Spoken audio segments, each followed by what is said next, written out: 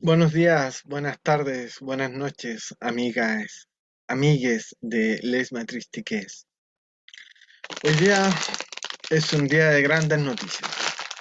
Por una parte, es el fin de una era, de una época. Como ustedes saben, son las últimas negritas de este universo. Y hoy día vamos a proceder a consumirlas. Por otra parte, dos malas noticias para las personas que están ilusionadas con la nueva constitución. Lo primero, la nueva constitución está llena de ambigüedades y vacíos que permiten una multiplicidad de trampas. Adria, que se hizo famoso y lucró con la idea de que la constitución de 1980 era tramposa, fabricó una constitución aún más tramposa que la anterior. Refinó y pulió hasta hacer casi, como dijéramos, casi invisibles las trampas y que son mucho peores que la anterior constitución. La primera y más evidente es que no tiene estatuto minero ni tiene royalty. ¿Por qué? Porque no reconoce la calidad de país minero que efectivamente tiene Chile. Y ello permite, además, un resquicio, porque el artículo 22, que es el que asegura una propiedad meramente nominal de los minerales del subsuelo, no asegura la propiedad intransferible de los yacimientos de cobre y otros minerales en posesión del Estado. Esa posesión efectiva, intransferible, incuestionable de los yacimientos de Codelco abre la ventana o la puerta trasera, como diríamos en computación, para una eventual venta de dichos yacimientos o entrega en concesión o como prenda para los préstamos que van a ser necesarios debido a que Chile no cuenta con royalty. El royalty, como dice José Gabriel Palma, permitiría tener 6.000 millones de dólares cada año a partir del próximo año si esa ley fuese aprobada en su versión de la Cámara de Diputados, en comparación con la destrucción de esa ley que hizo el Senado y que la reduce a la nada. ¿Qué dijo Boris en su cuenta pública? No dijo nada acerca del royalty a la minería, porque no le interesa, porque no es su programa. Mismas palabras de Bachelet y de Lagos. ¿Y cuál fue su gran oferta? El famoso hidrógeno verde, que no es más que un volador de luz, que con suerte dentro de 5 años podría dar como mucho 5.000 millones. Comparen 5.000 millones dentro de 5 años con 6.000 millones el próximo. Esa es la diferencia entre una real política pública y simplemente una manga de mentirosos que están confabulados con las empresas transnacionales. La segunda trampa, por ambigüedad del texto constitucional, tiene que ver con el agua. El artículo que se refiere a la propiedad estatal del agua, al abrirse a todos los estados del agua, es decir, líquido, gaseoso y sobre todo sólido, abre indirectamente la posibilidad de entregar derechos de agua sólida, es decir, entregar campos de hielo sur como derechos de agua apropiable para empresas privadas y o públicas. ¿De dónde van a sacar el hidrógeno verde? Del agua. Pero no van a ocupar los cursos de agua ya existentes porque todos los derechos de agua de cursos ya existentes, es decir, ríos, están apropiados por empresas públicas y o estatales. Por lo tanto, la única agua que se puede concesionar viene de dos fuentes: la humedad ambiental, como los atrapanieblas de la Camanchaca en el norte, y los hielos, ya sean glaciares o los campos de hielo. Solamente de ahí se puede sacar agua sin tener que afectar al agua de la población para ese famoso hidrógeno que no es verde, porque el hidrógeno se combina en la atmósfera con otros gases produciendo gases de efecto invernadero. Y como está demostrado, un barco que transportaba hidrógeno explotó porque los contenedores de hidrógeno no pueden garantizar una absoluta contención del átomo más pequeño que existe en el universo. El átomo de hidrógeno es tan pequeño que es capaz de atravesar los espacios vacíos que existen entre las moléculas de cualquier material, aun los metales. Por lo tanto, está demostrado científicamente que cualquier contenedor, aún es el más perfecto, de hidrógeno, va a tener un 1% de fuga de material por cada día. Y ese 1% de fuga se va a transformar en una cantidad apreciable, en grandes cantidades, que son las que tienen los barcos, permitiendo que la más mínima chispa por energía electrostática lo haga explosar. Y esa es la razón por la cual voló por los cielos un, eh, un barco, contenedor de hidrógeno.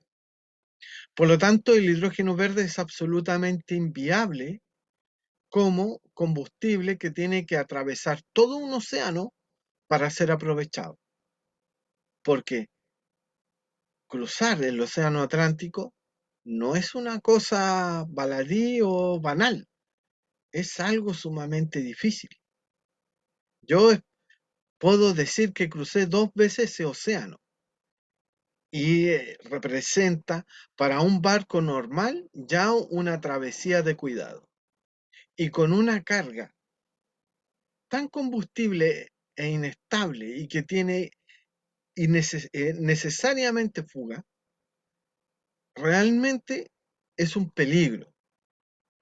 Por lo tanto, lo del hidrógeno no va a funcionar.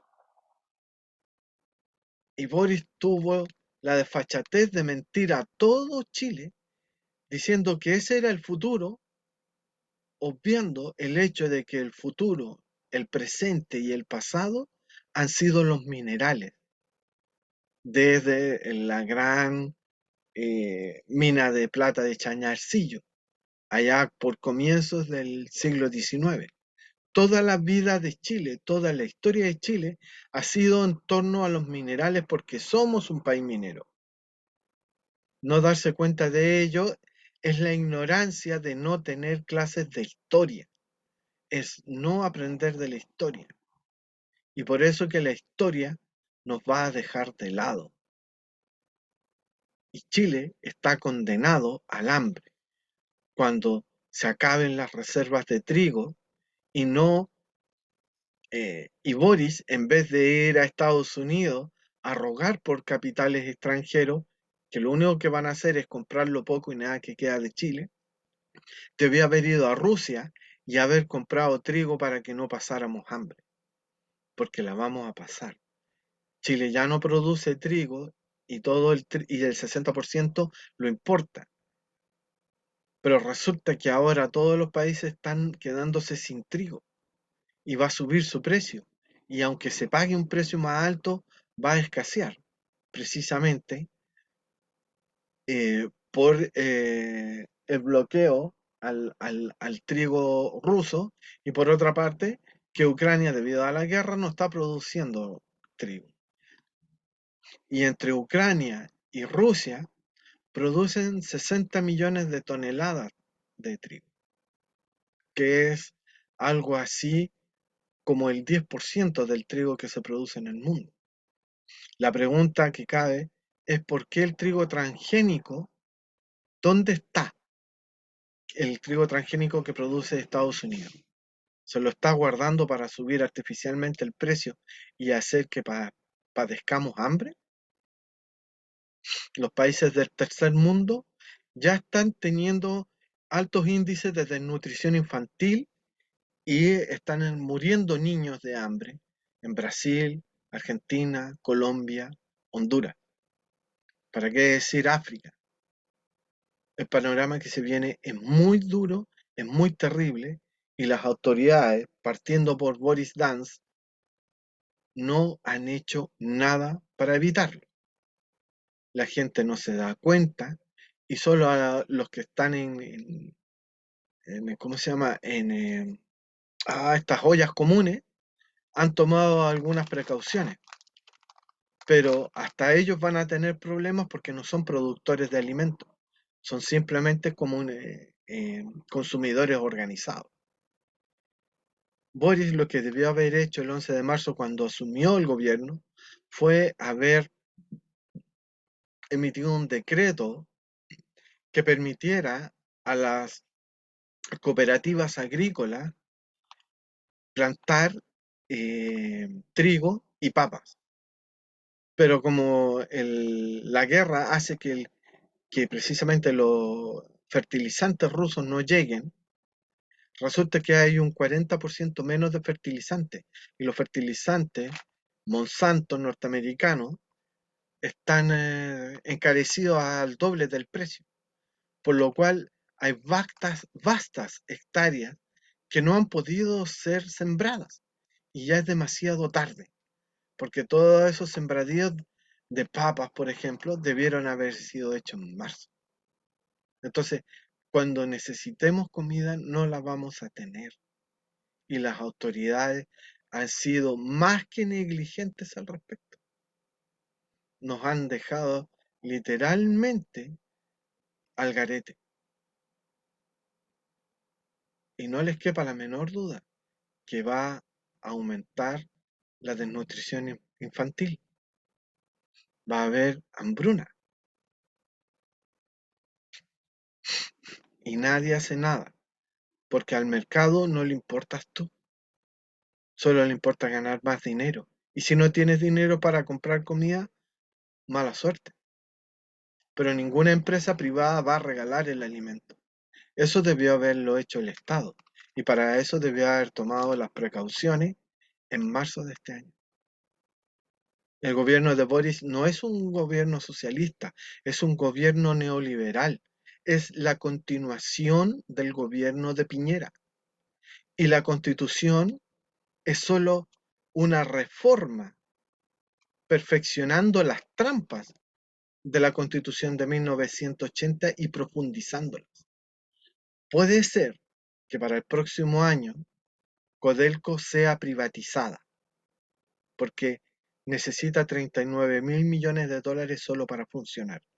Y ese dinero no lo tiene el Estado, porque es prácticamente el 50% del presupuesto anual del Estado, que este año llegó a 82 mil millones.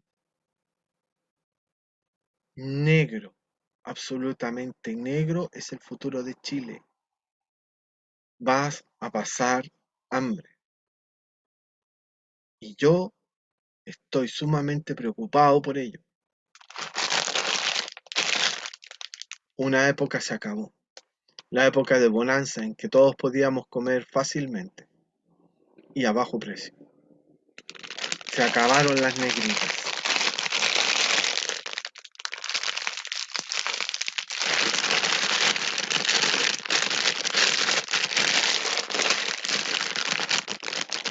Se acabó una era. Se acabó la era de las negritas. Las últimas 10. las últimas 10. Nadie las quiso. Y como ya pasó mi cumpleaños hace mucho tiempo, el 21 de mayo, me la voy a comer. Porque a todo esto es lo único que tengo para comer hoy día. Buenas noches. Mm.